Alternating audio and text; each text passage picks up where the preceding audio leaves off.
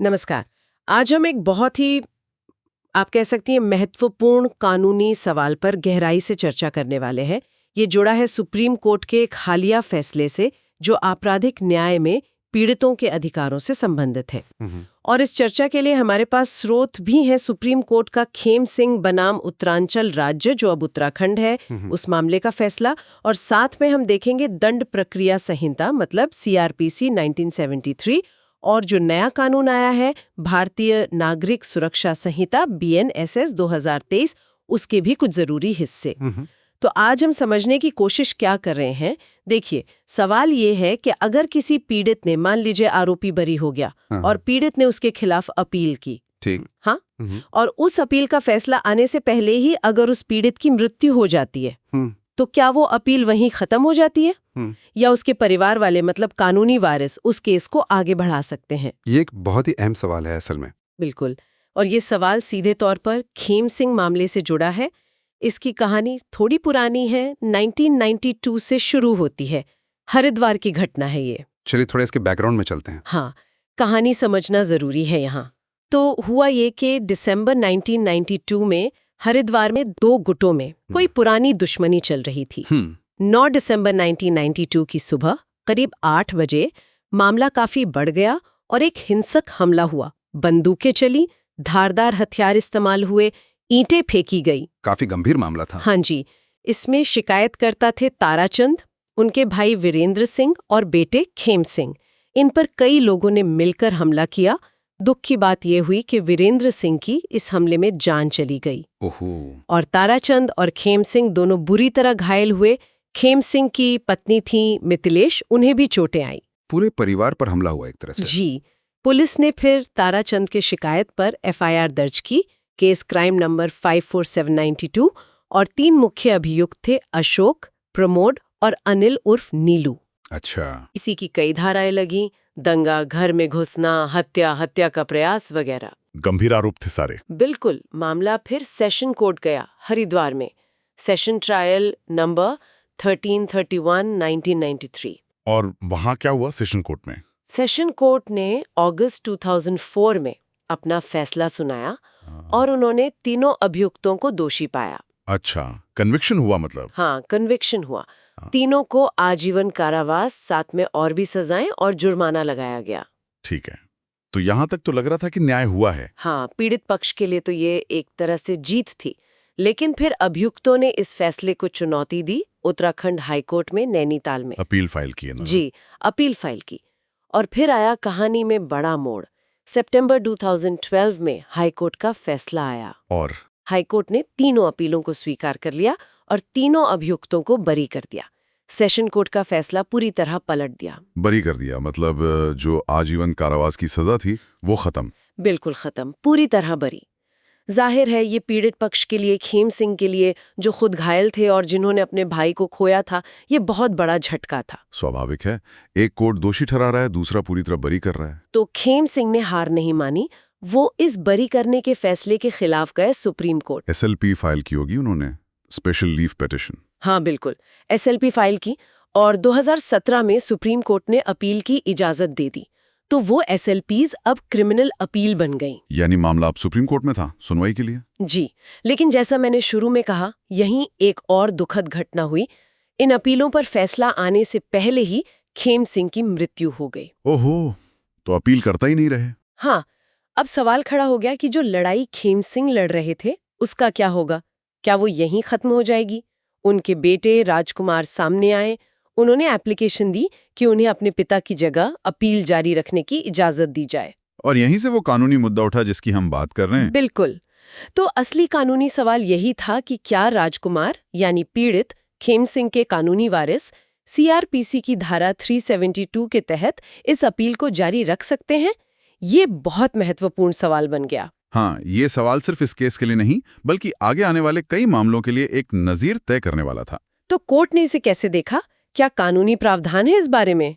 देखिए, इसको समझने के लिए हमें CRPC में मतलब दंड प्रक्रिया संहिता में 2009 में हुए एक संशोधन को देखना होगा। ये बहुत अहम था। 2009 का संशोधन? हाँ, इसमें खास तौर पर धारा 372 में एक परंतुक मतलब एक प्रोवाइजो जोड़ा गया और साथ ही धारा 2WA में पीड़ित यानी विक्टिम की परिभाषा भी डाली गई।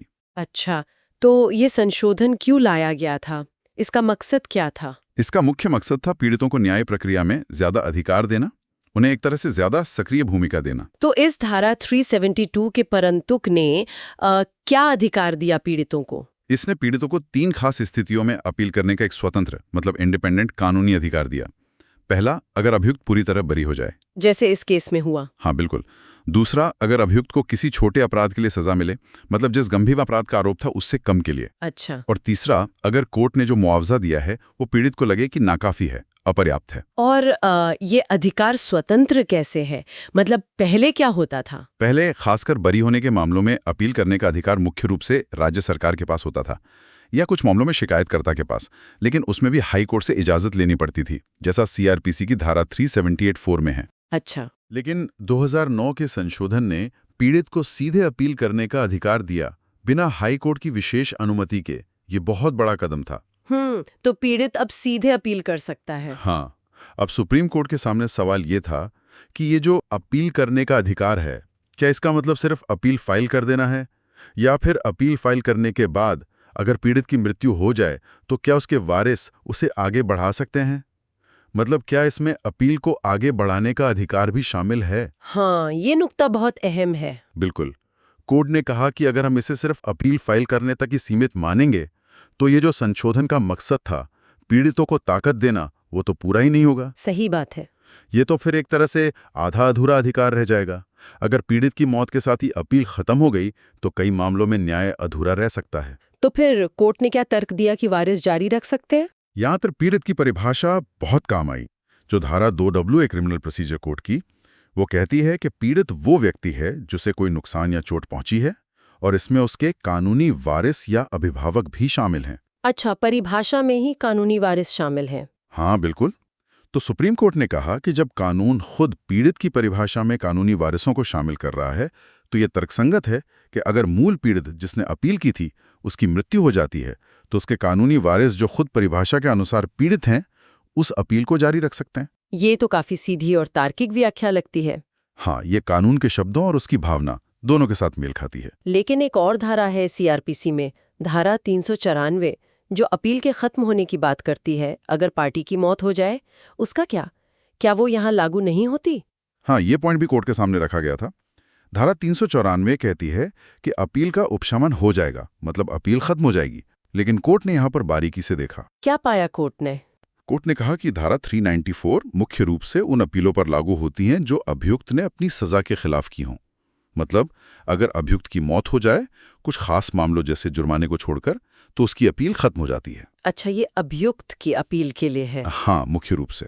कोर्ट ने माना कि इस प्रावधान को उस स्थिति में लागू करने का इरादा नहीं था जहां पीड़ित ने बरी होने के खिलाफ अपील की हो और उसकी मृत्यु हो जाए। इसलिए धारा 394 कानूनी वारिसों को अपील जारी रखने से नहीं रोकती। तो मतलब सुप्रीम कोर्ट ने हर एंगल से देख लिया और नतीजा एक ही निकला। बिल्कुल, फैसला एकदम साफ था। जस्टिस BV नागरत्ना और जस्टिस KV विश्वनाथन की बेंच थी। उन्होंने कहा भी कि कानूनी वारिसों को इस अधिकार से रोकना कानून बनाने के पीछे जो मूल मकसद था उसे ही नाकाम कर देगा। कितना स्पष्ट है। तो जवाब है हाँ, पीड़ित के कानूनी वारिस बरी होने के खिलाफ अपील को जारी रख सकते हैं। ये तो वाकई एक लैंडमार्क फैसला है। यकीनन, ये सिर्फ कानूनी स्थिति साफ नहीं करता बल्कि पीड़ितों के प्रति एक संवेदनशीलता भी दिखाता है। अच्छा, एक और बात आपने कही थी कि सुप्रीम कोर्ट ने हाई कोर्ट के फैसले की आलोचना भी की थी। हाँ, वो भी एक अहम हिस्सा है इस फैसले का। सुप्रीम कोर्ट ने हाई कोर्ट के उस फैसले को जिसने अभियुक्तों को बरी किया था उसे क्रिप्टिक कहा, मतलब ऐसा जिसमें साफ तर्क ना हो या विश्लेषण की कमी हो। मतलब हाई कोर्ट ने ठीक से कारण नहीं बताए बरी करने के? हाँ, सुप्रीम कोर्ट का यही मानना था। उन्होंने कहा कि हाई कोर्ट ने सबूतों का गहराई से विश्लेषण नहीं किया और बरी करने के लिए जो कारण दिए वो पर्याप्त नहीं थे। कोर्ट ने यह भी याद दिलाया कि अपीलीय अदालतों का, खासकर हाई कोर्ट का, ये फर्ज है कि वो निचली अदालत के फैसले की समीक्षा करते समय सबूतों को दोबारा देखें, उनका मूल्यांकन करें और अपने निष्कर्षों के पीछे ठोस तर्क दें। सिर्फ ये कह देना काफी नहीं कि निचली अदालत गलत थी। बिल्कुल, बताना पड़ेगा क्यों गलत थी, विश्लेषण दिखना चाहिए। तो फिर सुप्रीम कोर्ट ने आखिर में किया क्या? केस का क्या हुआ? सुप्रीम कोर्ट ने खुद ये तय नहीं किया कि अभियुक्त दोषी हैं या नहीं। उन्होंने सिर्फ ये देखा कि हाईकोर्ट का जो बरी करने का फैसला था वो कानूनी तौर पर सही नहीं था, क्योंकि उसमें पर्याप्त तर्क नहीं थे। तो उन्होंने हाईकोर्ट के उस फैसले को रद्द कर दिया और केस को वापस हाईकोर्ट भेज दिया। वापस भेज दिया दोबारा सुनवाई के लिए? हाँ, निर्देश दिया कि हाईकोर्ट अब इस अपील पर दोबारा सुनवाई करे, सारे सबूतों को ठीक से देखें और फिर एक नया तर्कसंगत फैसला दे। और कुछ कहा? हाँ, कोर्ट ने इस बात पर भी चिंता जताई कि यह मामला 1992 का है, मतलब 30 साल से भी ज्यादा हो गए। बाप रे। तो उन्होंने हाईकोर्ट से कहा कि इस मामले को अब जल्दी से जल्दी निपटाया जाए। 1992 से अब तक ये तो अपने आप में एक कहानी है कि न्याय मिलने में कितनी देर हो सकती है। पर चलिए, कम से कम अब पीड़ित परिवार के लिए एक रास्ता तो खुला। निश्चित रूप से। और जैसा मैंने कहा, ये फैसला सिर्फ खेम सिंह के परिवार के लिए नहीं है, इसका असर बहुत व्यापक है। आप कह रहे हैं कि इसका असर पूरे देश की न्याय व्यवस्था पर पड़ेगा? कैसे? देखिए, हमारी जो पारंपरिक क्रिमिनल जस्टिस सिस्टम है वो काफी हद तक स्टेट सेंट्रिक रही है। मतलब अपराध को राज्य के खिलाफ माना जाता है और केस चलाना सरकार की जिम्मेदारी होती है। हाँ, पीड़ित तो बस गवाह बन जाता है अक्सर। बिल्कुल। लेकिन धीरे धीरे, खासकर ये 2009 के संशोधनों के बाद सोच बदली है। अब पीड़ित को भी न्याय प्रक्रिया का एक अहम हिस्सा, एक स्टेक होल्डर माना जाने लगा है। ये फैसला उसी सोच को और मजबूत करता है। अच्छा। ये कहता है कि पीड़ित की आवाज सिर्फ उसके जीते जी तक नहीं है। अगर न्याय अधूरा है तो उसके वारिस उसकी आवाज को, उस लड़ाई को आगे ले जा सकते हैं। तो ये एक तरह से पीड़ित केंद्रित न्याय की दिशा में एक और कदम है। हाँ, कह सकते हैं। विक्टिम सेंट्रिक जस्टिस या विक्टिम पार्टिसिपेशन मॉडल की तरफ। ये सुनिश्चित करता है कि न्याय सिर्फ स्टेट और अभियुक्त के बीच की बात न रहे। जिसका नुकसान हुआ है उसकी और उसके परिवार की भी भूमिका हो। ये सिद्धांत कि न्याय की तलाश पीढ़ी दर पीढ़ी चल सकती है, ये अपने आप में बहुत शक्तिशाली है। हाँ, खासकर उन लोगों के लिए जो लंबी कानूनी लड़ाइयों में अपनों को खो देते हैं। और आपने शुरू में जिक्र किया था नए कानून का, BNSS का। क्या उसमें भी ये व्यवस्था है? क्योंकि CRPC तो अब बदल गया है। हाँ, ये बहुत जरूरी सवाल है। और अच्छी खबर यह है कि हाँ, ये अधिकार नए कानून यानी भारतीय नागरिक सुरक्षा संहिता 2023 में भी पूरी तरह से सुरक्षित है। अच्छा, कौन सी धारा है उसमें? BNSS की धारा 413। ये करीब करीब वही बात कहती है जो पुराने CRPC की धारा 372 का परंतु कहता था। तो जो कानूनी स्थिति सुप्रीम कोर्ट ने खेम सिंह केस में साफ की है, वो नए कानून के तहत भी जारी रहेगी। BNSS स्कोर 13 भी यही कहती है कि पीड़ित बरी होने पर या कम सजा पर या कम मुआवजे पर अपील कर सकता है। हाँ, बिल्कुल। उसमें भी यही 3 स्थितियां हैं जहां पीड़ित को अपील का स्वतंत्र अधिकार है। और ये अपील उसी कोर्ट में जाएगी जहां नॉर्मली कन्विक्शन के खिलाफ अपील जाती है। और पीड़ित की परिभाषा में वहां भी कानूनी वारिस शामिल माने जाएंगे। तो मतलब कानून बनाने वालों ने भी इस अधिकार के महत्व को समझा और इसे नए ढांचे में बनाए रखा। लगता तो यही है। ये दिखाता है कि पीड़ितों के अधिकारों को लेकर एक सोच विकसित हो रही है। ये एक तरह से एक्सेस टू जस्टिस यानी न्याय तक पहुंच को सुनिश्चित करता है। तो अगर हम आज की पूरी बातचीत को समेटें तो मुख्य बातें क्या निकल कर आती हैं? मेरे ख्याल से 3 बातें सबसे अहम हैं। पहली और सबसे बड़ी बात, अब ये साफ है कि अगर पीड़ित की अपील के दौरान मौत हो जाती है तो उसके कानूनी वारिस बरी होने के खिलाफ अपील जारी रख सकते हैं। लड़ाई रुकेगी नहीं। ठीक है। दूसरी बात यह कि ये अधिकार CRPC थे 2009 के संशोधनों से निकला है, खासतौर पर धारा 372 के परंतुक और पीड़ित की परिभाषा से। ये कोई अचानक से आई हुई चीज नहीं है, बल्कि कानून के विकास का हिस्सा है। और तीसरी ये कि इस अधिकार को नए कानून BNSS की धारा 413 में भी जगह दी गई है, तो ये आगे भी लागू रहेगा। खेम सिंह का मामला भले ही इतना लंबा चला, उसने इस कानूनी सिद्धांत को स्थापित करने में एक बड़ी भूमिका निभाई। तो कुल मिलाकर हमारी कानूनी व्यवस्था ने पीड़ितों और उनके परिवारों के लिए न्याय का एक दरवाजा खुला रखा है, चाहे हालात कितने भी मुश्किल क्यों न हो। ये एक सकारात्मक बात है। हाँ, सिद्धांत के स्तर पर तो ये बहुत सकारात्मक है। लेकिन यहाँ एक सोचने वाली बात भी है जिस पर शायद हमारे श्रोता विचार कर सकते हैं। क्या? देखिए, ये फैसला कानूनी वारिसों को अधिकार देता है, ये अच्छी बात है। पर खेम सिंह जैसा मामला जो 1992 से चल रहा है, हाँ, 30 साल से ज्यादा, क्या ये हमारी न्याय प्रणाली की धीमी रफ्तार पर एक गंभीर सवाल खड़ा नहीं करता? क्या सिर्फ अपील का अधिकार देना काफी है, या फिर ये जो इतनी देरी होती है उसके कारणों को दूर करने की भी उतनी ही जरूरत है? ये तो बहुत जरूरी सवाल है। देरी अपने आप में अन्याय जैसी हो जाती है। बिल्कुल। और एक और पहलू है, हमारी न्याय प्रणाली एडवर्सेरियल है, मतलब इसमें 2 विरोधी पक्ष होते हैं। पीड़ितों के अधिकार बढ़ाना जरूरी है, पर इसका अभियुक्तों के अधिकारों के साथ संतुलन कैसे बिठाया जाए? क्या एक को ज्यादा अधिकार देने से दूसरे पर असर पड़ता है? हाँ, ये संतुलन बनाए रखना भी जरूरी है। ये कुछ जटिल सवाल हैं, इनका कोई आसान जवाब नहीं है, लेकिन इन पर सोचना जरूरी है ताकि हमारी न्याय व्यवस्था और बेहतर हो सके। ये कुछ ऐसे बिंदु हैं जिन पर आगे सोचा जा सकता है।